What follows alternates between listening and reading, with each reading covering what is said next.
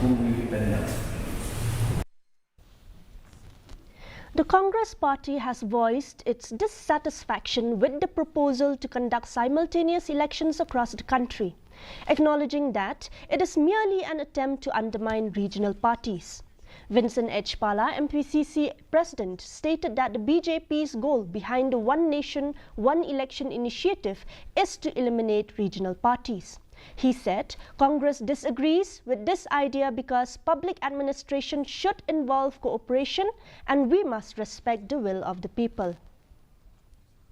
Ang asal tu ba kejengmut jang ke BJP ke depan penduk jait ya kini ki regional party habadan One Nation election temut kamtam ke MP MLA bat ki council ki depan don ke jok ke singi ke jok ke por ni neliang parti kongres ngim seoi hapre hage demokrasi ngim depan suppress you know ngim depan persang ban penduk jait you know.